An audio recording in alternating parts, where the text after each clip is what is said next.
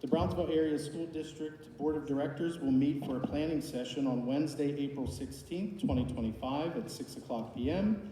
in the auditorium of the Brownsville Area High School, 1 Falcon Drive, Brownsville, PA, for general purposes. Call to order at this time. First, we have some very special guests with us this evening for our Student of the Month recognition. Dr. Martin, take it away.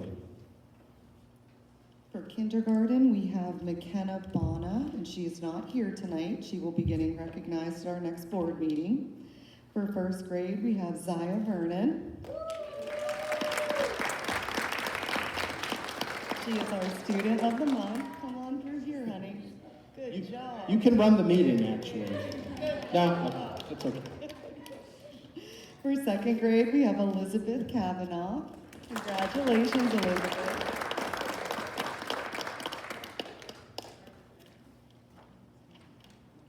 Third grade, Parker Lejeune. He is not here tonight. He'll be here next month. Fourth grade, Avery Monchak.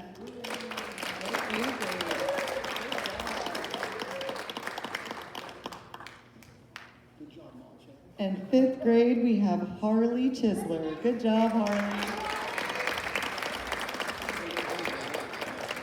Congratulations, Students of the Month.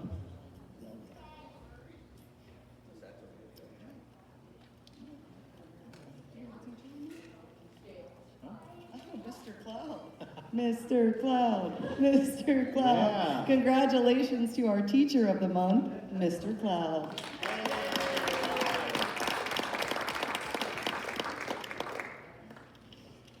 Congratulations to all. One more round of applause for the students and our Teacher of the Month. Thank you. Do a picture. All right. At this time, I'm going to turn it over to our business manager, Colby, if I'll let you do the introduction here. Yeah, we're going to have Brian come up and speak about the 23-24 school audit. Okay. Thank you. Good evening. Hi, I'm Brian Crucial. I'm the partner with Zellenkowski Axelrod. We did the school district's 23-24 audit. As Colby said, that includes the financial audit and the federal compliance audit, which is our audit of all your federal spending for 23-24. If everyone has looked at the financial statements, you'll notice that the opinion is an unmodified opinion. So that's the best opinion you can get. That means we believe these financial statements are materially accurate in all respects. We don't believe there's any missing numbers, any adjustments needed to these financial statements to bring them in conformity with generally accepted accounting principles. As far as the federal compliance went, this year the two major programs that we tested were special education, the IDEA funds that come from the IU, and Title I, which is a long-standing program here. It's over about $1.2 million that you get every year for Title I funding, which helps with some teacher salaries. We had no issues with compliance over those programs, so there was no federal compliance findings or anything. Everything was spent in accordance with the Uniform Guidance Regulations, which are the regulations that govern the federal audit programs. Just going through the financial statements, if you flipped to basically your income statement, which is going to be the general fund income statement, page 15, you'll see that you ended the year with about $5.7 million in fund balance, which is an increase of a little over $1.7 million. That equates to, that total, about 5.7, is about 15% of the general fund expenditures for 23-24. That would be a good barometer to look at. That's about what you want to have in fund balance. The one caveat to that is there's about $6 million in ESSER funding in those expenditures for this past year. So you'll see up at the top there on page 15, the $7.8 million in federal revenue sources. 6 of that is the ESSER funding, and that was spent as of the end of 23-24. So that funding was stimulus funding that is going away. Fortunately, a lot of the expenditures, not a lot of them, but a big chunk of the expenditures that were paid for with those funds were an HVAC system, so they're not recurring expenditures. So you're not losing $6 million. It's not going to be a $6 million flip in the next year that you'll have to shoulder out of fund balance. But there was some salaries and stuff that was paying for as well. As far as the other revenue sources go, they're pretty standard from year to year. There was about a $1 million increase in the state subsidy funding from 22-23 to 23-24. And I don't think the budget has been approved for 25-26, but I know that does go up a little bit every year, but you're just hoping it keeps pace with the expenses at this point. The expenses were up a little bit outside of the HVAC project. I think about $1 million between salaries and benefits for the year. But like I said, the big chunk of the change from year to year was the $6 million in ESSER, which was a lot higher than the previous year. The previous year, I think ESSER was about $2 million, so it was a lot, but that was mostly the HVAC. Beyond that, there isn't a lot of variation in the financial statements from last year to this year. There's no new accounting standards or anything we had to adopt. There's no new note disclosures, anything like that. Your PSERS contribution actually was down for the first time in forever, it feels like, in 23-24, very minimally, so probably didn't actually notice it, but the contribution percentage did go down a few tenths of a percent. Other than that, like I said, the single audit, I think you probably have two reports with you. The smaller one is the single audit, the financial compliance audit, and that's also where we would report any material weaknesses and internal control that we found as well. So if we thought that you didn't have good controls in place to assure that there weren't going to be missed checks or unapproved expenditures, we would put that in there as well. There's no findings of that sort either. So there's no findings. You'll see at the end of the single audit report, there is a schedule of findings and question costs, and there's just nothing reported there.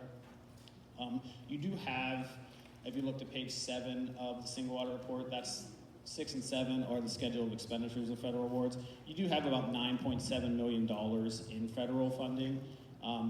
In 23-24, like I said, $6 million of that's ESSER, so that's not continuous funding, but the rest of it are long-standing programs. It's about $1.3 million is the school lunch, breakfast and lunch program that you get for the cafeteria, and the rest of it is Title I, Title II, Title IV, and special education, which are Department of Ed grants that you get. Other than that, nothing really big new for 23-24. Hopefully everyone had a chance to go through this. Is there any questions of me based on these financial statements, the single audit, anything? Well, thank you. I'm not sure if we had a chance to fully go through it, but I know we're going to talk in detail next month as well, right, Colby, about where we are with budget. So, I have a question. yeah, Mr. Bashir. Can you estimate or know how many hours was spent on this report, these two reports? How many hours on average did you spend, the company spend, to do these reports? Probably 180 across all levels. Okay. I mean, I'm just asking the question. The bill's 10,000. We just want to make sure that the hours, some kind of hours were spent, and it's there. I appreciate the way it's done. And this is last year, too, so that was during Mike's time frame. No pressure, Yes. right? Oh, Well, yeah, I was going to say that. Again, no pressure. And he did a fine job. Yeah. And that was the previous person who was in charge, not the business manager, but the previous person that was up there. I'm not mentioning the name. Any other questions for Brian? It is Brian, right? Yes. Okay. Yes. And I'm sure, as you look through this board, the board members, if we have any follow-ups for Colby, we can get those to him as well. Yeah, certainly. Colby knows how to get me, get in touch with me, email, phone, whatever. If anything comes up, any questions you need answered. Okay. Thank you. Thank you so much. Yeah, thank you. So before we move into public remarks, Mr. Bashir would like to address the public. Thank you, Mr. President, for the concern of time here for about 3 minutes. I'm not going to mention any names, but since it was brought to me in public, I feel obligated to make this statement that a professional employee in our district has been chastising the board members, compromising the safety of our students and employees by interfering with the operation of metal detectors and security, by confronting security about earbuds, leaving her classroom for 10 minutes, disrespecting employees, calling parents not following chain of command, which we require, interfere with previous administration per Dr. King and Dr. Nicholson. I'd like this board to investigate this person, especially when the comments are made that she said she's in a mental state. So do I want that professional employee near our students if there's a problem? I will not mention a name, but the statement was made, she doesn't worry about the school board of education. So I felt compelled to say that after being on the board this long to my fellow board members to think about this for the next few hours and think about what we need to do. And I'm asking for an investigation in this employee for disregarding our cell phone policy, calling parents, telling them to come here and get rid of the cell phone policy, which we have worked tirelessly for this. It is working, despite some people think it doesn't. Schools are calling us, board members are calling us from other schools. So this person who has done that is disrespecting our policy. And I don't think, I for one will not stand up, and I fear nobody. I fear no employees. I want what's done for the district and its students' safety. And anytime that security officers are out there going through that metal detector and they have to take their eyes off of that machine because somebody comes down here and wants to know where their earbuds are, where their students' earbuds are, when they shouldn't have them, compromises the safety of these students and our employees. And that's all I have to say, Mr. President. I'm not going into detail, but I want to commend the superintendent for the letter you put out today. Yes. Explaining what happened. You know, and not for some of the comments that say that we should have known that someone was going to break in. We didn't know that, so. Right. End of my comments. Mr. No, President. I I'd think like the board to consider what I said. I want to actually discuss that when we move into executive session, because I do believe it's a personnel matter and something that we definitely want to discuss. So thank you for bringing that. Sorry I had to No, spout, but I feel that I'm Perfect. obligated as elected official to protect the students and employees of this district, and I shall do so. And I totally agree with you there, so thank you. Okay. So now we'll move into public remarks on agenda and non-agenda items. Jody, do we have anybody signed up?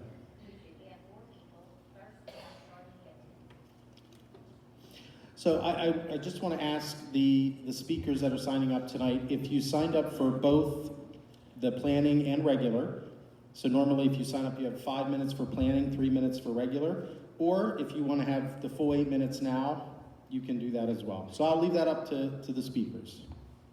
We'll do it at Separate separate times. times? Fine. Very good. I'm here to discuss the implementation Mhm. of the United Acts. Most of you know where my stance is on this. I've been very vocal. Not because I'm not for not having the cell phones out of the classrooms. My issue is, where does the policy, where it's school property, this is school property, it is stated in school policy that this is the school property and it will be administered. At the beginning, they check, the security guards check it. I do not want this in my house. I do not want to be responsible for an item that should have been already, we should already had stronger cell phone policies, because we are the only school district in Fayette County with a donor pouch. In Fayette County, you went after schools that are in Allegheny County who have actual serious issues where we don't have the same issues as they do in the royal demographic that we're in. So, do I agree that there may have been cut downs on certain things? But I didn't say that I would comply, my kids can still use them, but why am I told that my child will be punished? Because I, as the mom, do not want this in my home. Where does that stand in the policy? Because I told you she can take it, she can bring herself into school, give it to the thing, leave it at the guards, check the numbers on the pouches every day? And I know for a fact we don't. You wanna know how I know? I drop my daughters off, 666 is my middle daughter's number, ironically, for the Christian one here. But 666 is my daughter's pouch number, my oldest daughter's number is 450, so we don't check the pouch numbers, we just check to see if the stuff's in. You can actually go on your pouch and buy these pouches. I don't know if you knew this. They actually have a whole line for hemp products also if you want your house to be quiet too. I've done my research. That's why I asked for this policy review prior to this. Why would my daughter be punished for something that she should not be responsible for when you're not even realizing that it's not going with the right kid anyways? I'm just asking. They have to stop and check them every day, so why can't security just hand it to them and get it through? So that way you know they have those pouches. Boom, there is no question asked. And you know that guarantee that every student will have them. So why is my child going to be punished? That is my question. Because I do not want it in my home. And I do not want to be responsible for it. And I agree to her still using it against my better judgment. For as one principal asked for me to have some faith, so I did. I do not have faith in the middle school, and I do not have faith in the administration right now.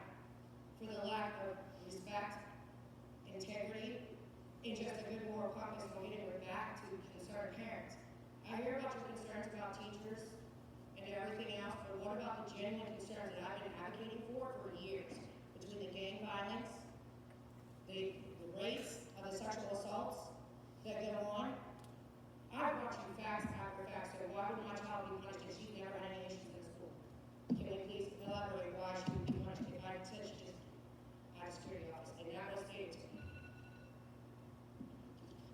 Thank you. Jody, who's next? Bonnie Liston. Mrs. Liston? Okay.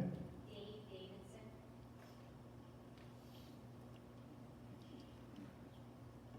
Thanks, Mr. Davidson. You have 5 minutes.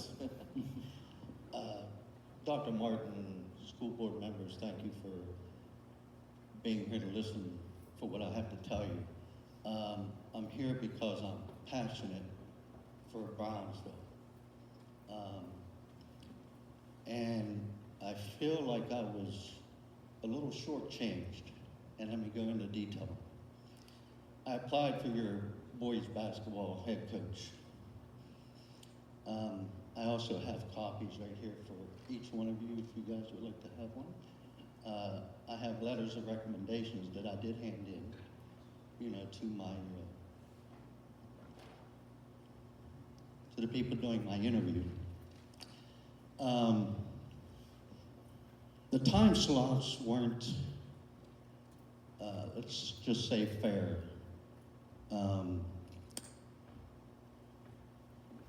When I went there, and I knew just about everybody that applied,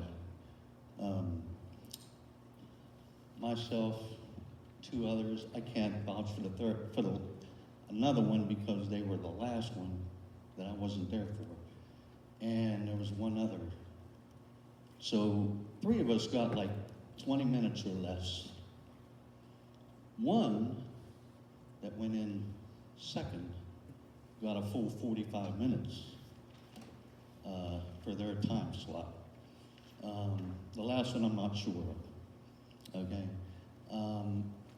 I do want to get back into coaching. I coached here back in 89, 90, 91, the girls basketball. And, I took them from hardly anything and made the playoffs within 3 years. So unfortunately, getting married, having a regular job, took me away from doing that. But I still have my passion in basketball because I've been officiating for over 35 years. I've also have gotten into the upper level because I run a clock for California University for their basketball and their football games, all their home games. So I get to see, as official, as down in California, I get to see different coaches, different aspects. And, I've always said to myself, boy, if I get to coach again, well, I'm going to take his, what he did. I'm going to take what he did and, try to build a winning program. And I think we can build another winning program here at Brownsville. I was a part of a winning program, all right? I'm also a member of the Sports Fayette County Hall of Fame. I'm in there. I should be there for track and field, which I'm hoping maybe somebody will, put that in for me, because I do qualify for that. And also, I'm a professional bowler. Okay, I state you guys are on my page. If you're on my Facebook, Brownsville, I always promote Brownsville. I have a Steelers shirt that I wear in my competition. I have 83 on the back. Everybody says, "Oh, Heath Miller." No, not Heath Miller. It's my class of 1983 when I graduated from Brownsville. Okay? So all I'm saying, I know you guys make the decisions. All I'm asking for is a little fairness. Mr. Davison, your time's up. Although, did he sign up for this? I just came in today. Oh, okay. I just want you guys to be aware. I did apply. Okay. Whenever you guys make that decision, if you want to talk to me more about it, that's fine. Thank you. All right? Thank you. Appreciate it.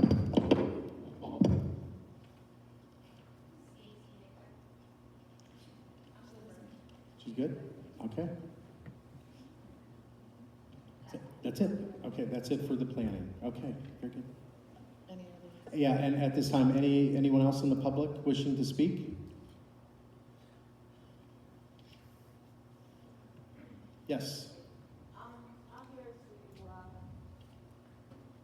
wait Oh, for we're my gonna-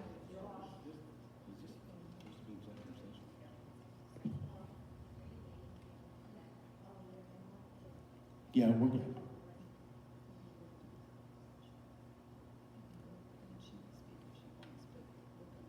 I know we're going to move into executive session, which I think, yeah, but.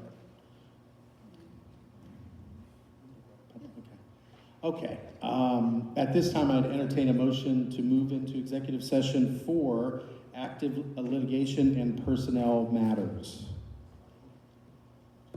So moved. There's a motion and a second.